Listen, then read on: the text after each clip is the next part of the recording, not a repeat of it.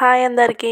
ఈరోజు మనమైతే పెసరట్టు వేసుకోవడానికి ఎలాంటి పిండి రుబ్బుకోవాల్సిన అవసరం లేకుండా పెసరట్టు ప్రీమిక్స్ పొడి ఏ విధంగా తయారు చేసుకోవాలో చూద్దాము. ఇదైతే చాలా చాలా సింపుల్ ప్రాసెస్ అన్నమాట. సో వీడియోలోకి అయితే వెళ్ళిపోదాం. నేనైతే 2 కప్స్ పెసర్లనైతే తీసుకున్నాను. అందులోనే ఒక హాఫ్ కప్పు రేషన్ బియ్యంని కూడా యాడ్ చేశాను. చేసి వీటిని అయితే మంచిగా కలుపుకొని ఇందులో వాటర్ని అయితే యాడ్ చేసి మంచిగా శుభ్రంగా ఒక 2-3 సార్లు అయితే మంచిగా వాష్ చేయండి వాటర్తోని. ఎందుకంటే రేషన్ బియ్యంలో కొంచెము డస్ట్ ఎక్కువ ఉంటుంది కదా, సో ఒక 2 టైమ్స్ అయినా వాష్ చేసుకోండి మంచిగా.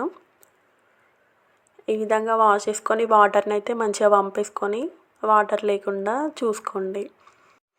ఇప్పుడు ఏదైనా ఒక కాటన్ క్లాత్ని అయితే తీసుకొని ఈ పెసళ్ళు మరియు బియ్యంని అయితే అందులో వేసుకొని మంచిగా పల్చగా అనుకొని ఆరబెట్టుకోండి ఫ్యాన్ కింద. ఎండలో పెట్టొద్దు, ఫ్యాన్ కింద ఆరబెట్టుకోండి. సో ఈ విధంగా పల్చగా అనడం వల్ల మనకి తొందరగా ఆరిపోతాయి.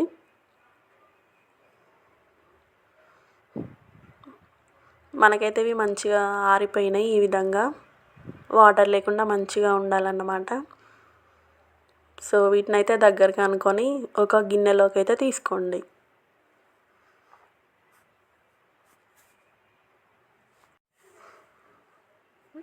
ఈ విధంగా అన్ని గిన్నెలోకి అయితే తీసుకోండి.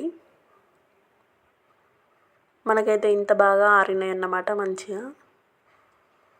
సో ఇప్పుడు వీటిని అయితే స్టవ్ ఆన్ చేసుకొని ఒక ప్యాన్ పెట్టుకొని అందులోనైతే వేసుకొని కొంచెం వేయించుకోండి.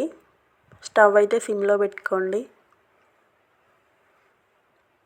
ఇలా వేయించుకోవడం వల్ల ఏమైనా కొద్దిగా తడిలాగా ఉన్నా కూడా ఆ హీట్గానే ఆవిరైపోతుంది మంచిగా. సో ఈ విధంగానైతే ఒక 2 to 3 minutes అయితే వేయించుకోండి.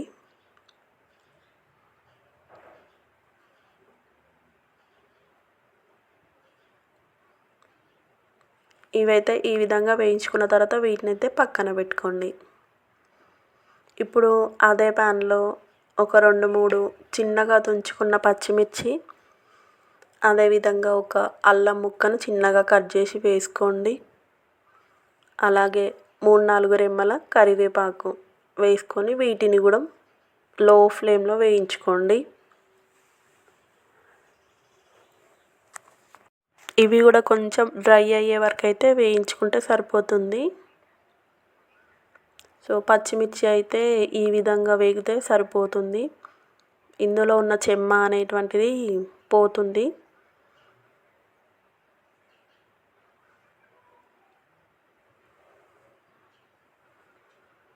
అలాగే మనకు కరివేపాకు కూడా మంచిగా డ్రై అయిపోయింది ఈ విధంగా పొడి పొడిగా. సో వీటిని కూడా ఇందులో యాడ్ చేసుకొని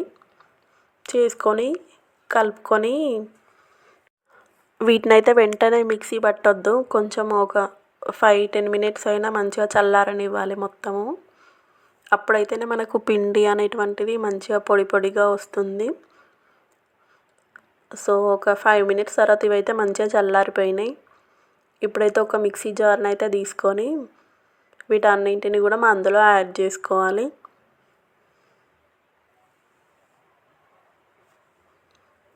యాడ్ చేసుకొని అదేవిధంగా సాల్ట్ని కూడా యాడ్ చేసుకోండి ఇప్పుడే. ఒకవేళ మీకు ఏమైనా తక్కువ అనిపిస్తే పిండిలో కూడా యాడ్ చేసుకోవచ్చు.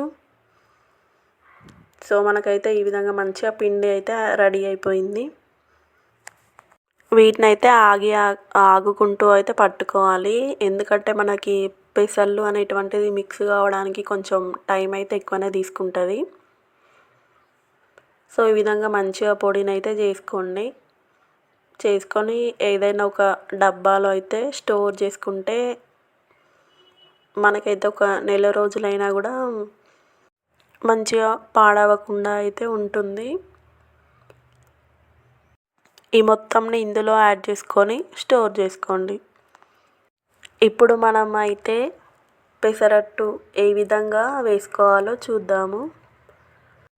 ఇప్పుడు ఈ పొడినైతే నేను ఒక 2 గరిటెలైతే తీసుకుంటున్నాను. ఈ 2 గరిటెల పిండికైతే 2 పెసరట్లయితే వస్తాయి.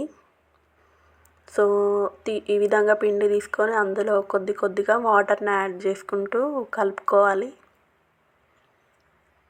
మీకు ఒకవేళ సాల్ట్ తక్కువ అనిపిస్తే ఇప్పుడు యాడ్ చేసుకోవచ్చు సాల్ట్ కూడాను. సో ఈ విధంగా దోస పిండిలాగా ఉంటే సరిపోతుంది.